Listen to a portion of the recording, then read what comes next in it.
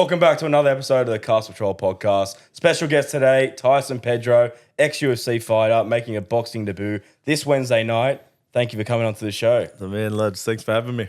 Appreciate it. All right, so boxing debut on Wednesday against Kris Terziecki. How do you say name? Yeah, how Is do you it pronounce? Terziecki? Yeah, that'll do. Terziecki, yep. What's been the training camp like? Preparations leading into the fight? Hard camp, brother. Very hard. It's been long, man, because I've gone from obviously the UFC, retiring from the UFC. Then I had the fight prepped and we were about to have the fight. Yeah. And then I snapped my elbow.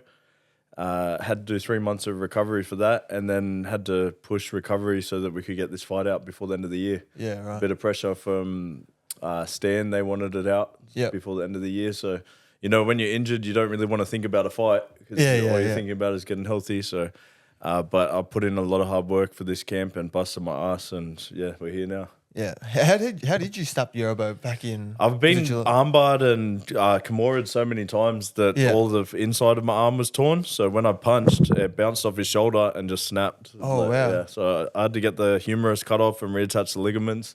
And I don't know if you've, you know when you knock your funny bone? Yeah, just non-stop. Put that pain for like weeks. Yeah, It was right. the worst surgery I've had. That's the most annoying pain ever, that funny bone pain. Yeah, it's not How is very- it going right now? Does it feel good? Yeah, amazing. There's no injury now. So Yeah, no issue. back to it. I've always wanted to know, what does the last 3 days before a fight look like? Like what in the planning and preparing? Well, a podcast on Saturday. Is that usual?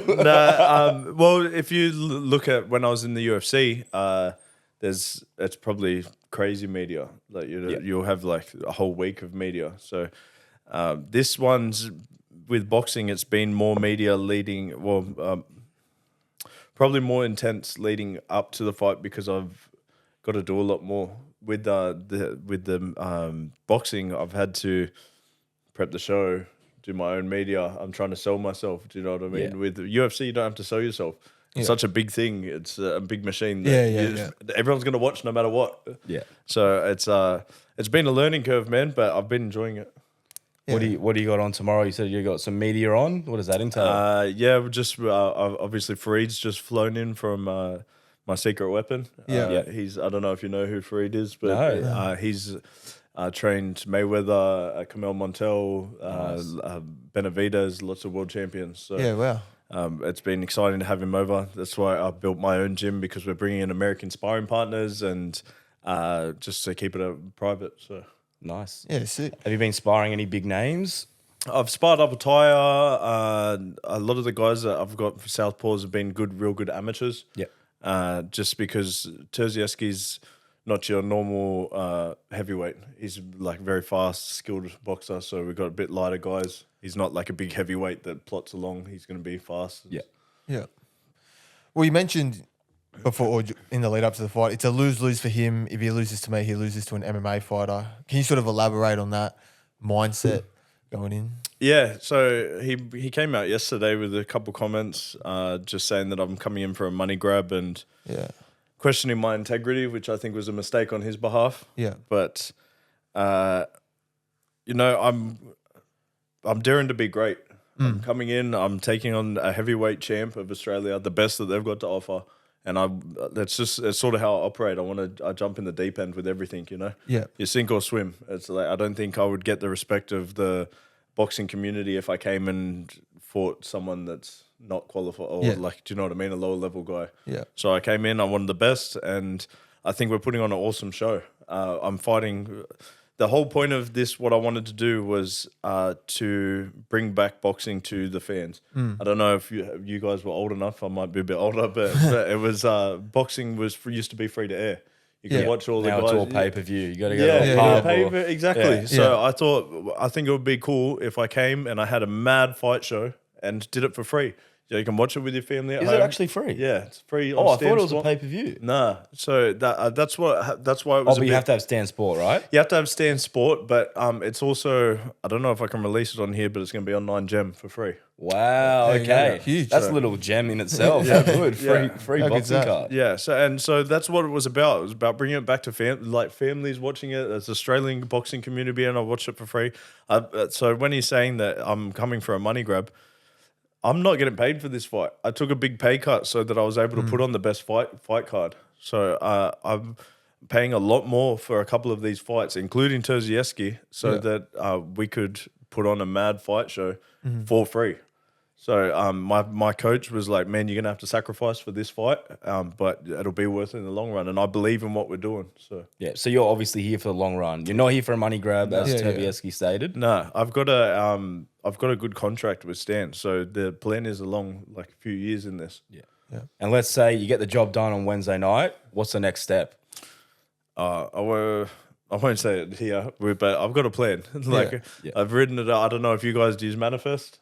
Visualize. You got to. And I've had this plan for quite some time. So it's coming to fruition. It's but it's people are going to see it as an impossible task. But it's always impossible until someone does it.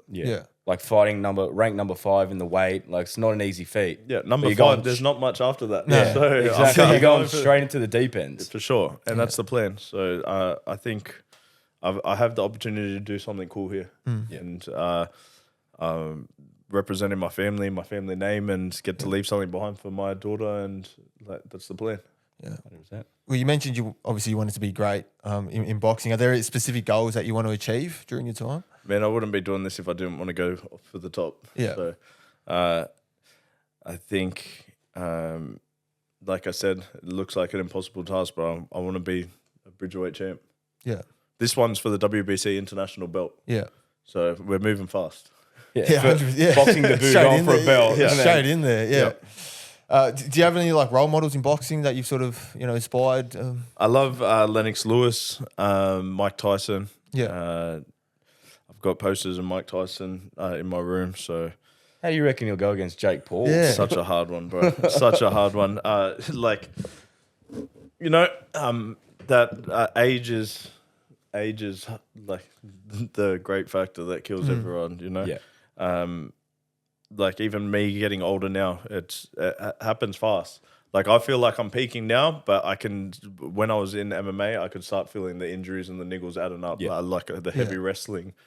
So it'll be interesting. I think the early rounds is where he'll really... I'm sure he has the power still. It's just if he has that cardio all that training and videos endurance, that he's come out But with. Jake Paul, but you never know with the training videos. Yeah, you guys know social media. It's you can speed it up, you can edit it. You never know what's going on. So I want to believe that he's going to knock Jake Paul out, but if not, I'll be happy to fight Jake Paul afterwards. Yeah, there you go. Maybe that's your second fight.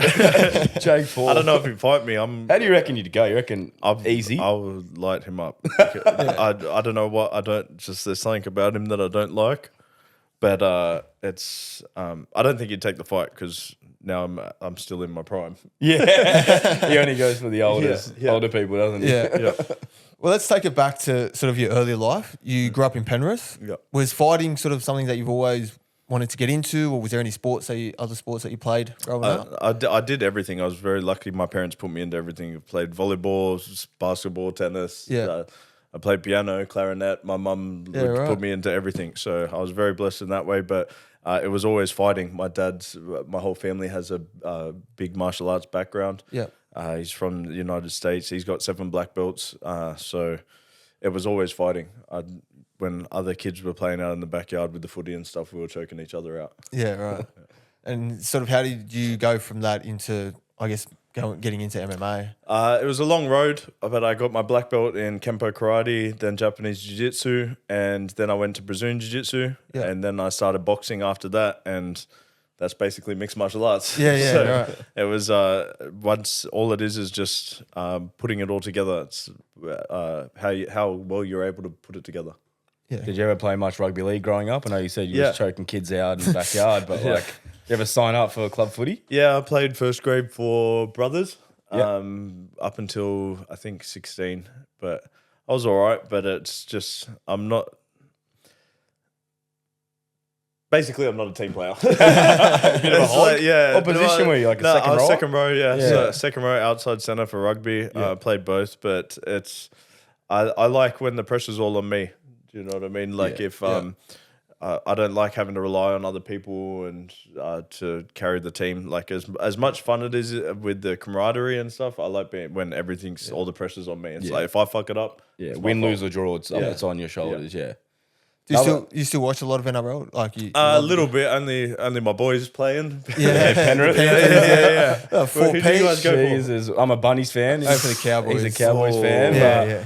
Yeah, just Very Panthers, hard. man. 4 in a row. Can they go 5? Seriously. It's hard, but It's to be probably honest, I didn't favourites. think that like 4 was like Yeah, everyone thought maybe not 4, maybe not 3, and then it's yeah. a But dynasty. to be fair, like surrounding myself with these people, like these people that are willing to do impossible tasks, Yeah. like maybe a bit out of selfishness. It's been enlightening and also just real motivational. Like hanging around all those Panthers boys, going with Ned Brockman, seeing these guys that are willing to take impossible tasks head on. It's like it makes me really believe in what I'm doing. 100%. And you open up a brewery with Nathan and Bam Bam. Yeah. Drinkwest. We actually went there. We had an event there. It was a great brewery. Like, how did that come about? That was a joke. So Ty and I were just like, we drink lots of beer. Why not make our own beer? Yeah. you Are you into your shoeys as well? Or is that Nah, just his that's his thing. signature? I've done shoes, but it's definitely not my thing. He can have that. He can keep that. But it's been a real fun experience. But I was injured for 4 years, so when I did back-to-back knee recos, and that sort of like got my foot into the door for business and started learning about business. And it hasn't been easy, but it's another thing that just have a crack. Exactly. Yeah, because boxing might not be forever, so you do need a future. Where do you see yourself after boxing? I know it hasn't even started yet. Yeah. I don't look past this fight, to be honest, brother. Yeah. It's like maybe a bit morbid, but every fight I go into, I'm willing to die. So it's like I sort of don't see past that. Wow. So that's it. You're like, I could die on this day. Like, you give everything. For sure. Yeah. It's like I'm willing to go in there and prepared for like it's not a game. Yeah. I think some people forget sometimes. They think it's a sport, but any time you go in there, that person wants to hurt you. Yeah. It's like, and I want to hurt that person. So it's like the reality is people have died in there, and it's not a game. 100%. 100%. Yeah, it's scary stuff. Well, we'll touch on your UFC career, Tyson. How did your journey to the UFC begin?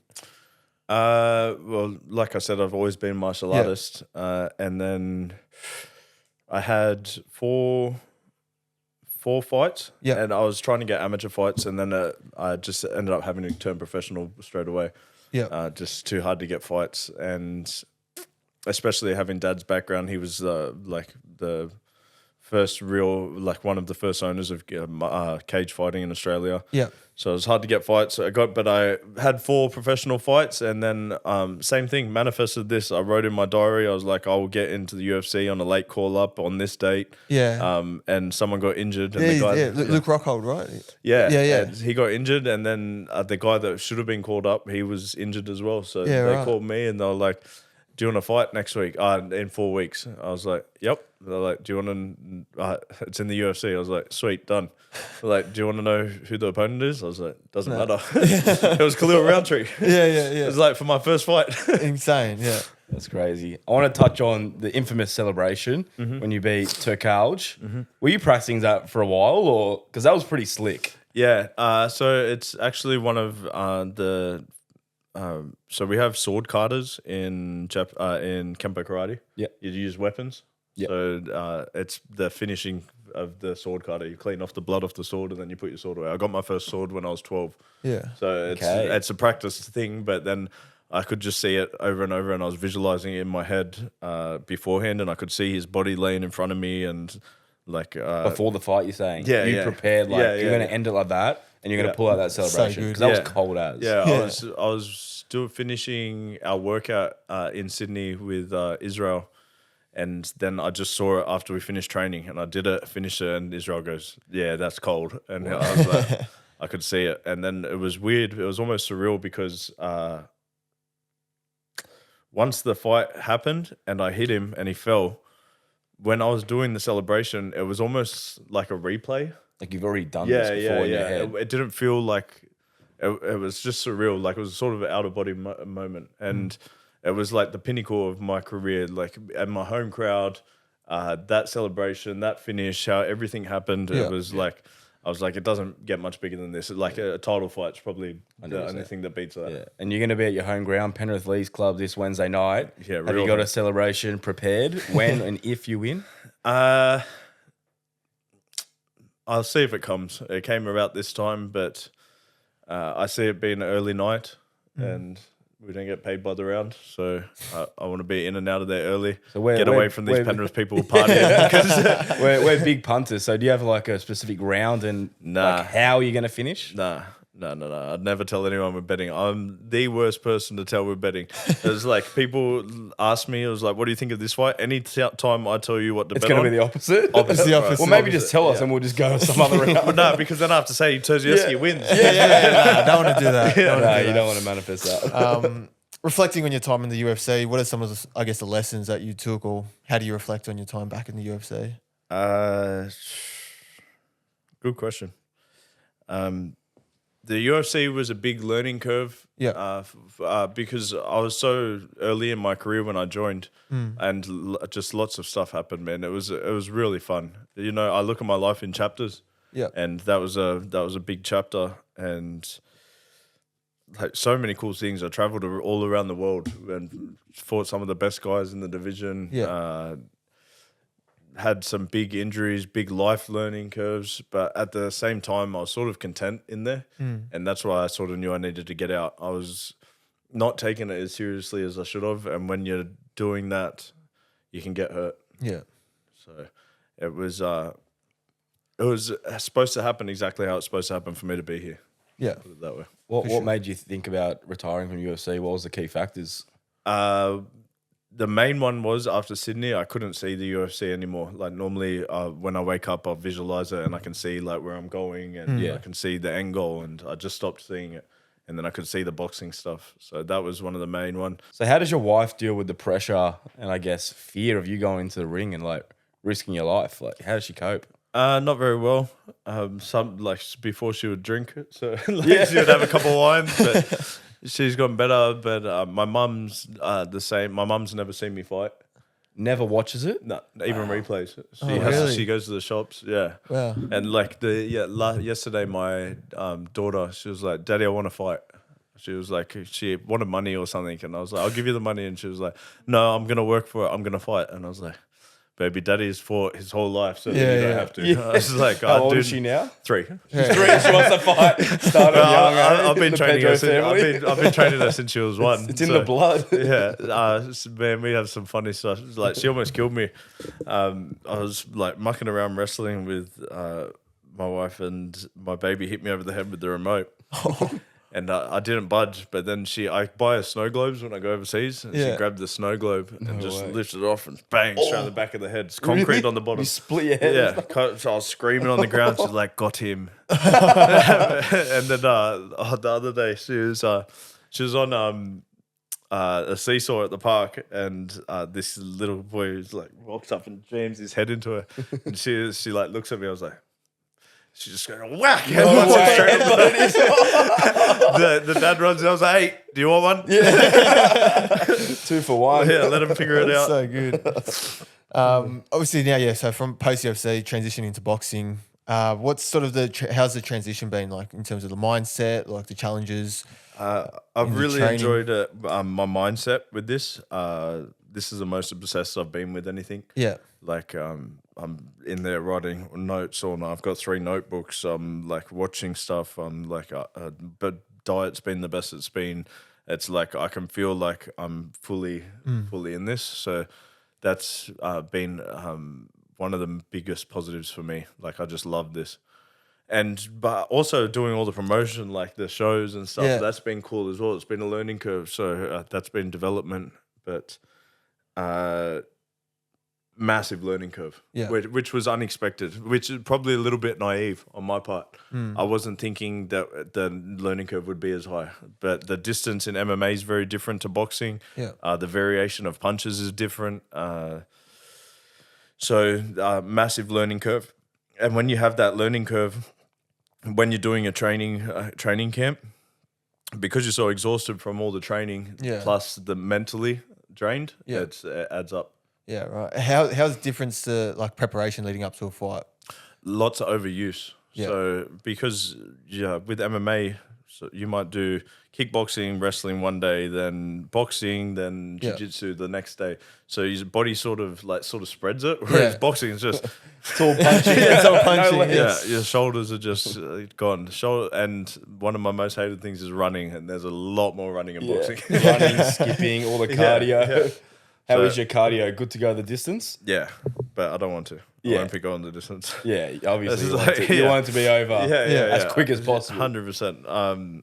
Yeah, that's been pretty cool. Like you use different energy systems as well because you're going from 3-5s to 10-3s. Exactly. Yeah. Like deep end. Yeah. And what are your biggest strengths in terms of any type of martial arts, boxing? Is it the punch? Is it your power? I'm pretty fast. I'm fast and accurate. Yeah. So I think that I think people underestimate the speed sometimes. Like I'm not saying that I'm the fastest ever, but I know that I have one of the better 1-2s in the game. Nice. That was something that I trained as a kid. I would sit on the bag all night, just 1-2, 1-2, 1-2. Yeah. It was like over and over and over again, and you get pretty good at it after doing it thousands of reps. Yeah. So it's your speed. Yeah. That's good. And what about I guess the transition from UFC to boxing? Like it's going to be hard because obviously you can't utilize all your other skills. So do you think you have the ability with your hands to do all the talking? For sure. Yeah. For sure. I wouldn't be here if I didn't. Yeah, there's no doubt. Yeah, it would be a mistake on my part to jump in if I didn't think I could do this. So I actually prefer using like striking. It's more fun. Yeah. There's something about one getting punched in the head and two punching someone else in the head that sometimes grappling doesn't. Yeah. do And it obviously for you. the gloves are they're lighter, right? So or they're less impact. I don't know. Like how does it feel? Like Yeah, a what's the UFC difference glove, with the a UFC gloves? glove compared to a boxing glove? How does it feel so getting hit? The 4 ounces, it's like you get hit with one of those big shots, it's just out. Yeah. Whereas like with the no 10 cushion. ounces, it's like accumulative. Yeah. So it's like you get punished. It's Yeah, it's like More an and ongoing. more. Yeah. And like there's different things. Like with boxing, it's like once you're out with MMA, bang, your brain's turned off. But then with boxing, it's like you get standing count. So your brain's like restarting. Yeah, it's trying to It's get like back to boom, boom, normal. boom, boom, boom, Yeah. straight on again. So they both have their advantages and disadvantages, but boxing's been fun. Yeah. Well, what's your mindset like before a fight? Like looking back at your time in the UFC or even leading up to this fight now, like do you have any like superstitions or anything that you do in preparation? Like Brian Toll when he has like 6 Cokes and 2 burgers for every footy match. I don't really have superstitions. I think that they're dangerous sometimes. Yeah. Because it's like so for example, I always wear my hat out Yep. to the UFC walks, and then one day I grabbed the wrong bag. So I'm about to walk out for the fight. I was like, "Where's my hat?" And I'm like, "Oh fuck!" So Stuff you like mentally out. Yeah, So right. it's like if you're unable to switch, like if you have to have that to you perform, I think it's detrimental. But there's like certain processes that I do leading up to the fight to turn on essentially. So I worked with David Neath, who was the City Kickboxing performance coach, and he will teach you how to do certain stages that you do every training session, so that on the fight you do those same stages, so that by the time you get out there, you're your alter ego that is going into fight. Because if I went out as Tyson Pedro, then Tyson Pedro's had losses, has had messed up, has had defeats. Whereas if you create this alter ego that's unstoppable, that's undefeated, that's unbreakable, you become this person that So the mental side's actually really big as well, along with the physical. The mental's probably 80% of it. Yeah. But when you get to the top levels, because you think everyone in that top level is probably about the same fitness, about the same skill set. There's not much difference like between them. The major difference is the mental side. Yeah. It's like, did their girlfriend leave them the night before? Did they have a fight with their missus? Do you know what I mean? Or did they got bills, mortgage? Like that all adds up. Yeah. So you have to sort of become something else when you're fighting. Yeah. Yeah. You mentioned before you came on when we were speaking off air, you don't get nervous before your fights. I get nervous. I don't get excited. Excited, yeah. Sorry, yeah. And when it's not nerves like crumbling nervousness, it's like, all right, there's pressure on. Like I feel like you have to have a little bit of nerves to make sure that you're switched on, because when you get that, if you're too confident or too overconfident, it's dangerous. Yeah. So you have to have that sort of little, all right, I'm gonna get hit here, or so. But excitement. Feel like if you have those big excitements, you have those big drops. So I try to stay as calm as possible. So, which is obviously not a good thing for, like I was saying, birthdays, Christmases. I don't really get excited for them either. Yeah. So, just there's it's fighting. Fighting's easier for me than doing this podcast and talking to people. I find it very hard to talk to people on the street, like small conversations. What about saving people on the street? You saved the man who fell off a bike the other day. What happened there? We were just going for a run, and we heard a loud crash behind us, and this guy was laying there. And my coach was like, "Oh, let's go check him out." And then I could see that he was like gurgling. So I started running over. His helmet was like choking him. So I took off his helmet, and then he had smashed his teeth and blood was just coming out of his mouth. It knocked out cold and was having a seizure. Lucky you're used to seeing heaps of blood. Didn't bother you, did it? I think like the more chaotic stuff gets, the calmer I get. And that's I think that's testament to fighting career. Like, you know, I'm always in the chaos. So it's when other people are freaking out, it's like, it's all good. Yeah, it's like, exactly, yeah. So, shit, I was like, he's fine. Yeah. He'll be back soon. I got you. Calling the ambulance. Yeah, he'll be back. But I was just thankful that I was there. You know, and people were like saying hero and stuff, but I just think it's something that everyone would have done that if they had seen it. And I was glad that I was able to help him. When I saw him at the hospital last night. Before How's he going? He's all good? Yeah. I told him come down to the fight. He's like locked up and he's like, okay, I'll be there. And his nephew messaged me. It's cool. Like I was just glad that I was able to help someone, man. That's so good. It's like if you put in positions where you're able to. You do good things will come. Awesome. Well, I want to ask one question, obviously, before we wrap up. What's your thought process once you get into the ring, whether it's UFC or obviously boxing? You're making your debut. Like your prep. It was like a whole year's prep, and Like, it's all coming down to this like what is one the thought moment. when you get in there? Like, are you just like, I'm going to kill that person? Or, yeah. I just want to hurt them. Yeah.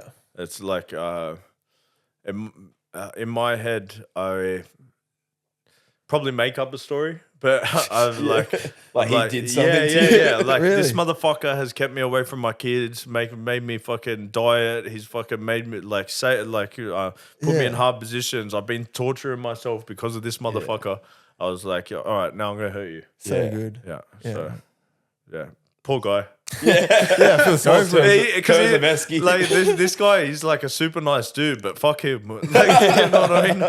Thanks very much for coming it, on. brother. Thank you. Appreciate it. We'll be in your corner come Wednesday night and hopefully get the W. Hectic, boys. Well, I'll come do a podcast afterwards. After Oh the yeah, week. for your next fight, you'll be back. The man. Post the Don't worry. fight, that'll be good. Appreciate Oh, you. post match interview. There you go. 100%. All the best, Cheers, mate. lads. Thank All you. right, cheers.